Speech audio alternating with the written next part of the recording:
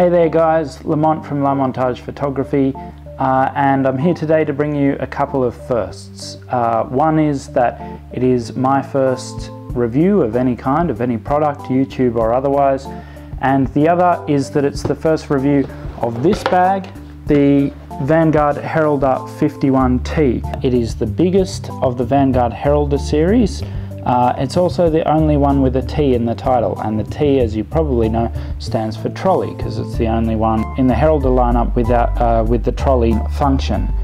And that's why it interested me, because I'm mainly a wedding and portrait photographer more so than a landscape photographer. So I'm often carting my gear around, which is big and heavy, around places that it can be wheeled rather than carried on your back. And if you can wheel it, then obviously you'd want to. However, what makes this trolley bag a little bit different is that it's also a backpack. And that brings me to my first pro of the bag, because I was thinking, when I was considering buying this bag, I was thinking, you can't just throw straps on a trolley and call it also a backpack, because it's a trolley. It's going to be heavy before you even put anything in it. And yes, it is heavy. It's 4.2 kilos, which if you work out what that is in your normal gear, it's actually quite a lot of gear before you've even put anything in it. However, as I said, positive point, I've been using this bag over the weekend, and what I couldn't believe was how well they distributed the weight round the body, or how well the bag distributed the weight round my body, so that it just doesn't feel heavy. It's just incredible. I was carrying a lot of gear, and it just didn't feel that heavy. Now granted, I didn't have a laptop in there, I could have been carrying heavier gear, and I wasn't sort of using it for huge periods of time. I also wasn't using any of the measures that are in place to help you use it for huge periods of time, like the chest strap and the waist strap, which obviously distribute weight even better. But it's just the design of these straps and the padding that make it's well distributed before you've even used any other straps or anything. The other thing the large amount of padding does is allows for this airflow system here that Vanguard have on a few of their bags. Because it's just so much padding, there's air going in there where the padding isn't. It does work in that it doesn't, your back's not like a pool of sweat when you've been using it, but obviously some parts of the bag have to touch your back, so I did find sort of getting sweaty a little bit here and here and here. But it's definitely better than having a full-bodied back, I guess you'd call it, and I didn't sort of notice any significant trade-off. I didn't notice that this bit felt uncomfortable or anything. I rate it highly as a backpack, but how does it go as a trolley? Because that's what I actually bought it for, and I dare say that's what many of you will buy it for. The good news is it goes awesomely as a trolley as well. Now, it's all the little things with this bag. So it has 4 wheels instead of 2. Now when I saw that on the picture, I thought, you only ever use 2 to wheel it. Why would it have 4? It's just going to make it heavier.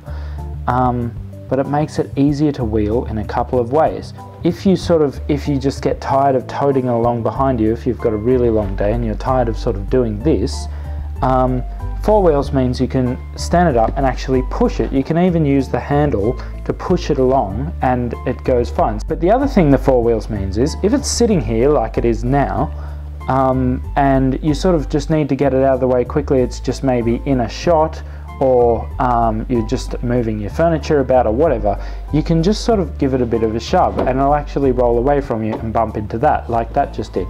But it's nice and stable, whereas a 2-wheel thing you'd actually have to kind of drag or physically shove out of the way. This, you just kind of give it a nudge and it'll just roll off. Though, on that very quickly, my first criticism is that the straps, they're stowable, yes, but with difficulty. So they go in behind this padding here in this sort of slot, but it's just not that easy to get them in there. And the problem with that is that you need the adjustment parts of these straps out of the way to wheel it, because otherwise the wheels will get caught on it and it won't roll so freely. it's a little thing, but it'd just be nice if they had some, I don't know, some Velcro on the airflow system or something like that, where you could just flick them up and whack it onto the Velcro. To the good stuff. What kind of gear can it hold? How does it hold it? All that kind of stuff. I don't want to spend too much time talking about these outside pockets like this one here and this one at the front and this one at the top. The reason I don't want to do that is because most bags have a bunch of these outside pockets. You're not really going to have a problem sort of knowing, you know, where to put your keys and stuff. Everyone's going to have their own system. But I will just quickly talk about this front pocket here, because that has a nice tablet holder in it. Another small criticism of the bag, it's a bit of overkill on how much undoing there is of stuff to get to the main compartment. You've got this one, these side ones, and these are the ones that I think are the most pointless, because I can't see what they're there for when you also have the zipper. Oh, wrong zipper on this side. I just can't see what these are there for. However, it does have two interior ones that, again, make these seem kind of silly, but I do like the interior ones. The interior ones stop it from coming open completely if you want. They're adjustable. You can pull it right back so that it only comes open like that far, and that's good for a couple of reasons. One is that it means you can just pop open something, get it quickly out of there without letting the whole bag fall open. The other is that if you're in a hurry and you just unzip it really quickly, if you've got a laptop in there, that's going to happen rather than your laptop crashing onto the ground. Vanguard say up to I think it's a 14-inch that can get in there, but sometimes people go, oh, I've got a 15-inch but I really want this bag, stuff like that. You're in luck. This is a 15.6-inch and it fits in there just. So here's what any good bag review should have, which is exactly how much stuff can you get in there, because it's very hard to gauge how big your bag needs to be. So I know everyone's kit's different, but here's what I've got, and I'll try to make some size comparisons where I can. Now I want to start with both a small criticism of the bag and a bit of a tip at the same time. You may notice that it's set up what some people would call upside down. So these walls here, when the bag comes, and when most camera bags come, those walls are at the bottom and the T bit goes at the top. So you've got a T shape on the bag here. I've got the opposite. Now I had to do that because with the camera up this end, which is the only way you can fit it in if the T is up this end, the camera is actually a little bit too tall. It's going to be hard to demonstrate, but this is a Nikon D3 and that's about the same size as pretty much any full frame camera with a battery grip attached. It might be a little bit bigger than, say, you know, a D700 with the battery grip, or a Canon 5D3 or something like that. It might be a little bit bigger, but it's not much bigger, and if you put it in here, which I can't because the strap's there, but it actually doesn't quite fit. It sits up over the top of this zipper here, and you can zip it up, but as soon as you unzip it, if it's not flat on the ground, it comes flying out, and you're going to break your camera that way. So I was a little bit disappointed about that, and I had to come up with a way to get around that. So I flipped the T's, because this end is shallower than this end. Now it's not sort of ideal, it's not perfect, because these straps then, this Velcro here is a little bit high. It's not a problem though. The zipper, when you do it up, goes over there fine. But it's obviously not how it's meant to be set up. However, I'd actually almost recommend you set it up that way if you want to.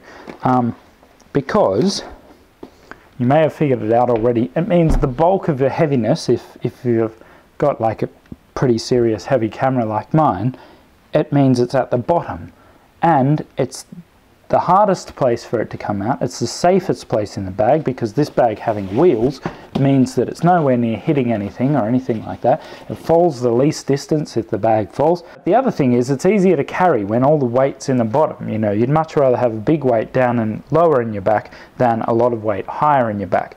So I quite like this setup.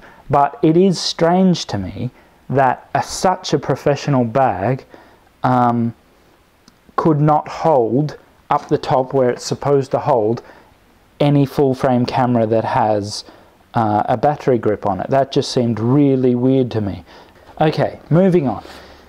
They give you this little pouch. I'm not really sure what it's for. It doesn't have any Velcro or anything. It doesn't strap. It's just sitting in the bag. When you buy the bag, it's just sitting in there. So it's a little bit odd, but I mean, I suppose you can use it for whatever you like. I have used it at the moment to put my compact camera in.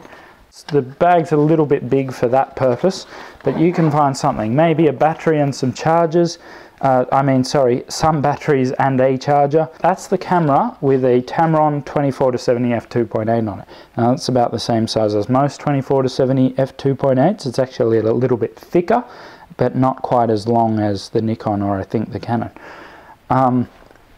There is also here the Tamron 70-200 f2.8. That's about the same size as all 70-200 f2.8s.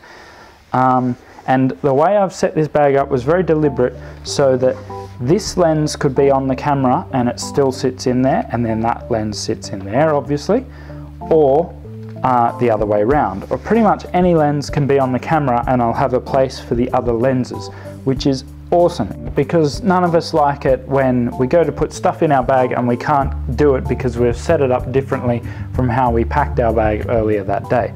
So 24-70, 70-200, probably the two most popular lenses of any professional photographer.